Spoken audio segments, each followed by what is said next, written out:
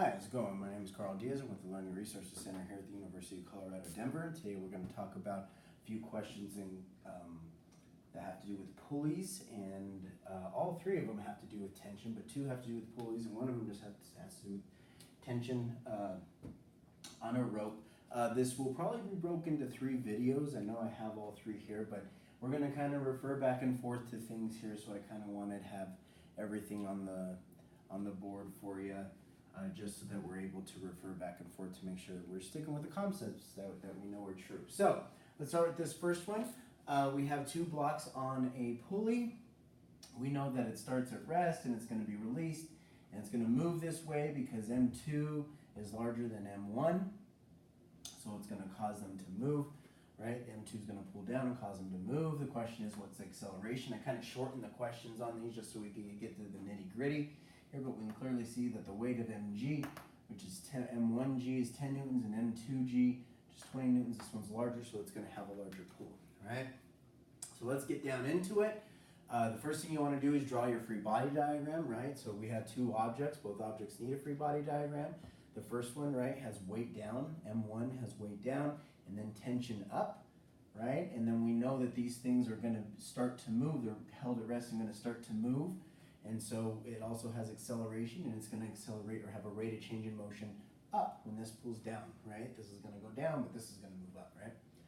And then we see over here that this box also has weight coming down, right? M2, or the weight of M2 is down, and then tension also up. And this is also going to be experiencing acceleration, right? Or rate of change in motion, but just down, right? This box is moving down, that box is moving up from rest. Now, the thing to remember, and what kind of connects all these questions, is that the tension, right? Is the tension the same here? We're assuming all these are ideal pulleys, or even over there's not a pulley. Are the tensions the same on both sides of these ropes? Yes. This tension to this box that's connected to this box is the same tension on this box. Why? Because it's a system. Okay? That's why. So these are connected. So since they're connected and it's a system, they're going to have the same tension. Alrighty? And do they have the same acceleration? Are those accelerations the same? Absolutely, for the same reason. It's a system, right? This isn't going to have a different rate of change of motion than this one. They're going to have the same rate of change of motion because they're going to move together. All right? So that's important to know. All right, so we are looking for the acceleration. We have our free body diagrams. We're using a normal Cartesian coordinate system for all 3 of these questions here. So we're knowing that up's positive, down's negative, that way's positive x, and this way's negative x. So what we want to do is write Newton law equations for both boxes. Since we have 2 objects, we need an equation for both objects. All right, so we know that they're both going to be using Newton's second law because we wrote it on our free body diagram, and we know when we go to do these equations that we are just copying our free body diagram. So we knew, right, the thing is starting from rest and is going to move. That's what the question told us. And so we know it's experiencing some acceleration, and that is Newton's second law, right? We just have to write it appropriately, the appropriate sign based off what's going on. So for the first mass, M1, right, we have Newton's first law where acceleration is positive, and we fill in this side of the equation, the force side of the equation. The force is on the box, so it's T1, right, is positive, and M1G is negative, so minus M1G, and then those are the only forces on the box, so we know how to end it with M1A, so it equals to M1A, where acceleration is positive in this case, all right?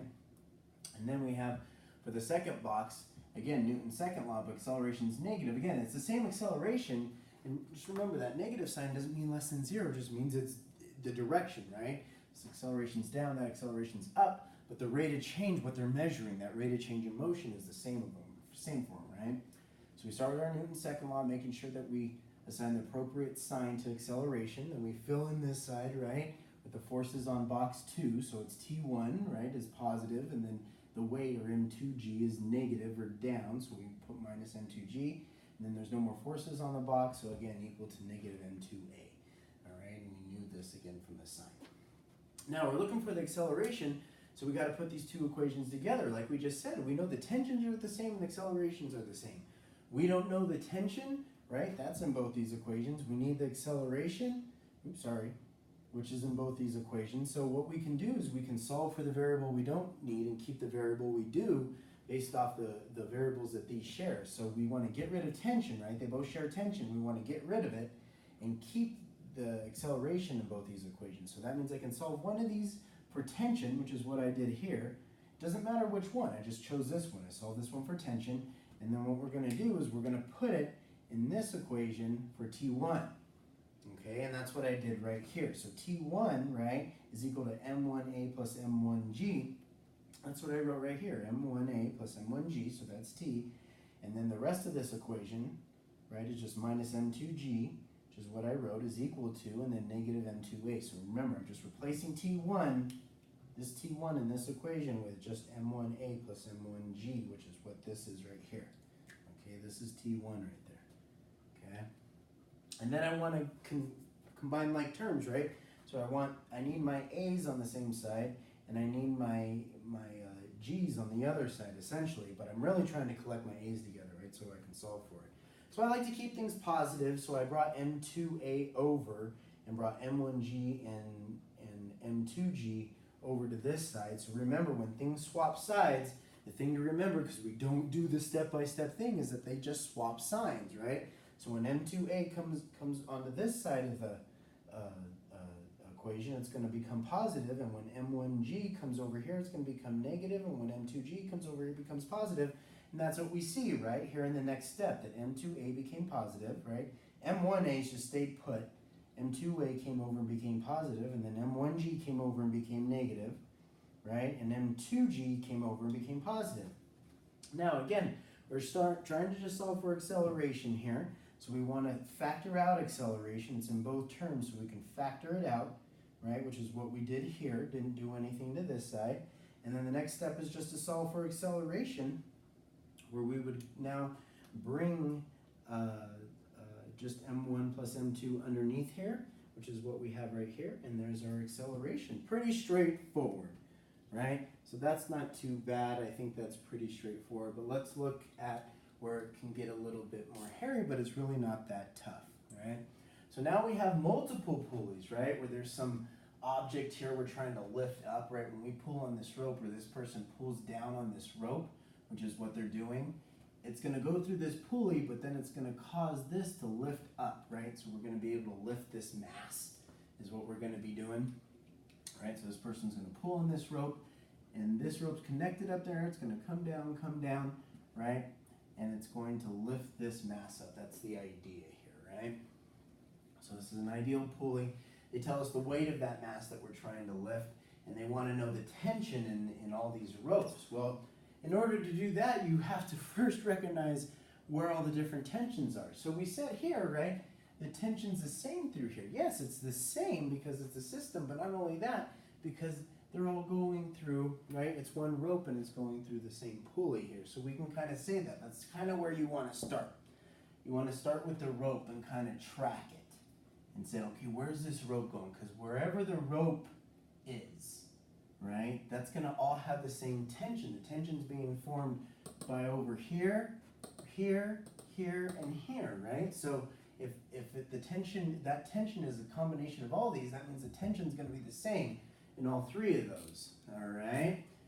So we want to know that, so we know where the rope is. We know that everywhere in the rope's going to have the same tension. We also know that there's going to be a rope connected from what we say pulley L here, which is going to have its own tension.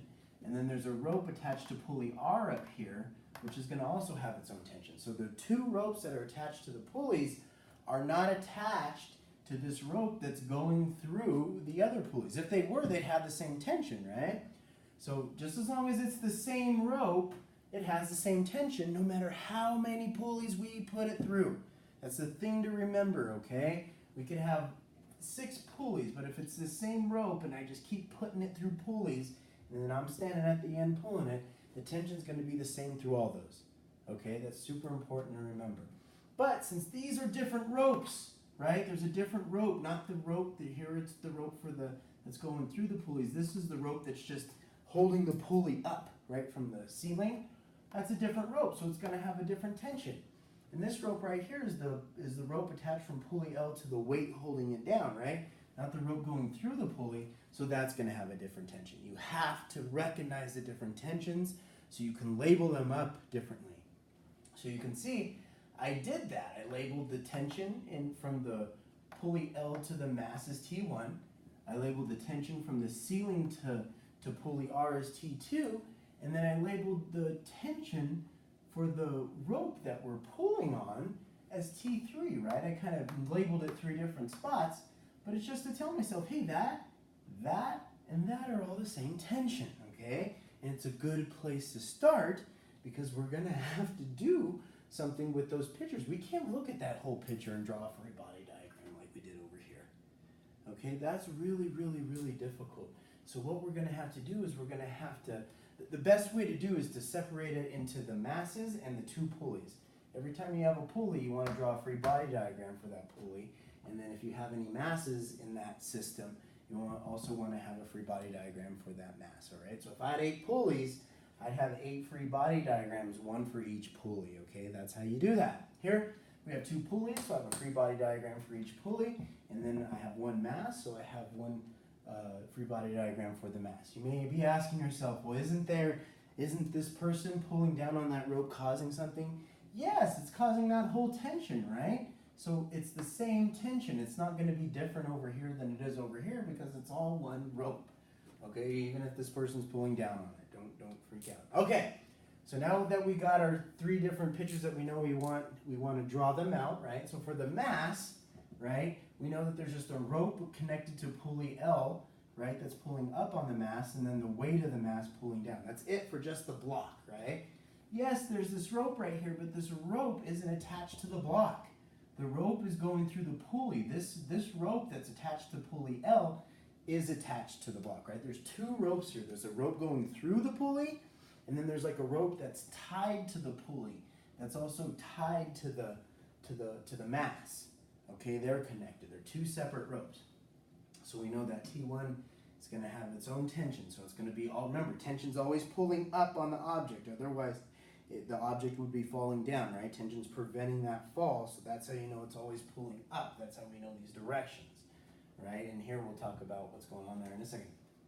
So, tension's going up, right? And then weight's going down. We know that all these things are balanced. They're not moving up or down like this one, right? Now, we know we want to move this up, but we haven't quite started to move it. All we're doing is holding it. We're holding the tension.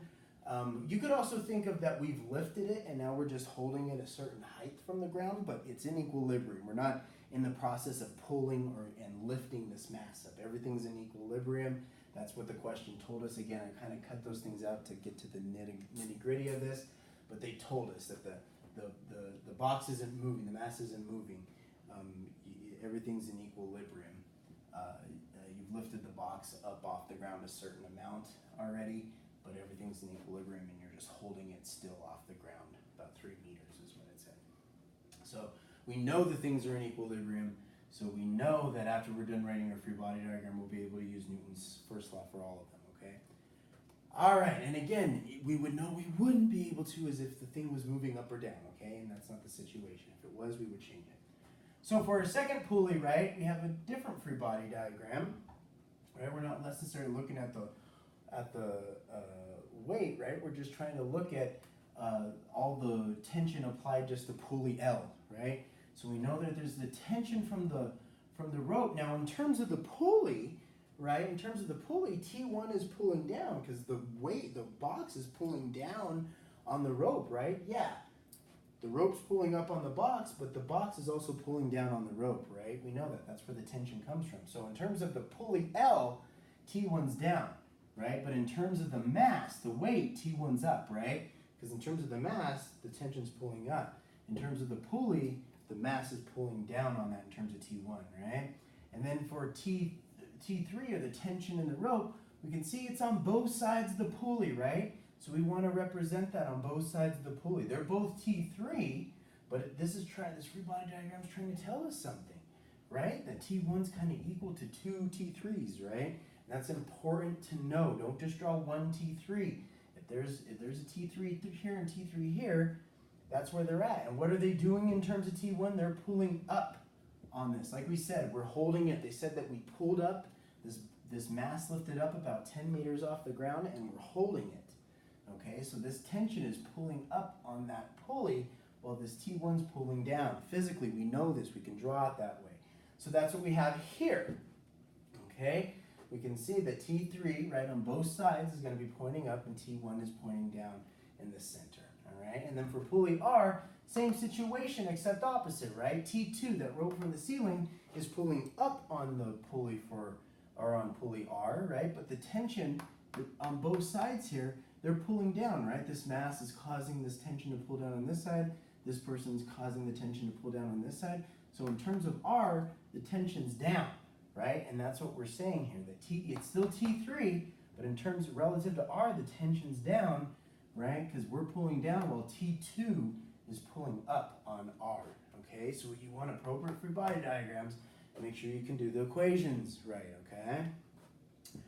So the next thing you want to do is write your equations for each thing. Like we said, we know we're in equilibrium, so it's just as easy as writing Newton's first law, right, which is the sum of forces are equal to 0. Then we want to fill in that sum of forces sign from our free body diagram. It's that easy, right? So here we know we just have T1. Again, everything's positive up, negative down. So T1's positive, we write that first, and then mg's down, so it's negative mg, and then those are the only forces, so equal to 0. So there's our first equation for just the mass and the tension, right? We want, just remember in physics, we want our puzzle pieces. These are our, these things are going to be our puzzle pieces that we can put together. All right, then the next one we have, we can see that we have T3 pointing up, right, and T1 pointing down. Now, again, you can write this out as T3 plus T3 minus T1, but we know, and you got to get really good at math, that once you have, so I want you to know what I'm saying here, like right here, right? We have, it says T1, right? But we could have, the first step we could have written was T3 plus T3 minus T1 equals 0, right? We could have done that step first, okay? We could have done this step first before this one. All right, but I didn't, right? You should be able to see that if you have two T3s, when they add together, you're going to get 2T3, right? And then minus T1. If you can't see that, that's okay. That's why I'm drawing that for you, so you know where 2T3 came from, right? Because the equation before this, maybe that might throw you off writing it there, because you might say, well, that's not in the right order, and you're right. So, right, let's just put it in the right order. We know that we're using Newton's first law, like we said, right? But the step right before this that you should know is there, that we shouldn't have to do, is T3 plus T3, because T3 is up, right? And then T3 is up, so there's two of them. And then T1's down, so minus T1 equals 0, right? This is the intermediate step, but then we see there's two T3s, so when those combine, it's just 2T3, right? Minus T1. That's how that got there, okay? So we have this equation, and that again we will use here in just a second. It's just a puzzle piece. So we got two puzzle pieces now, right? Then we look at our third free body diagram, and again we know we're using Newton's first law, so we just want to fill in this side from our free body diagram. Now again, I'm not going to do the same thing over here, but we can see there's two T3 down, right? So both, it would be negative T3, right? And then a positive T2. Instead of writing all that out, I just combine the two T3s like I did over here. T3 is up, so it's positive 2T3. T3 is down, so it's a negative 2T3, right? And T2's up, so positive T2 minus 2T3. Again, it would look like this, just the signs for T3 would be swapped for this one. Okay, I'm not going to go through it because you guys really need to get comfortable with just seeing that you can just jump to that equation, all right? The less steps you take, the better you are, the more efficient you are. Okay, now the question is, what is T1, T2, and T3? Well, that's pretty easy once we have our puzzle pieces, believe it or not. So look at this one. We want T1. Well, that's pretty easy, right? Oh, they'll say 0. I don't know why. They should. That's the question. Tension 1, tension 2, and tension 3 aren't 0. Those are the questions they want. What are those? All right, well here, right, we can see that we can just solve for T1, right? We just add mg over to this side, so T1 is equal to mg. Well, that's done. Good. T1 equal to mg. All right, so what about this one? Well, we see T1, right?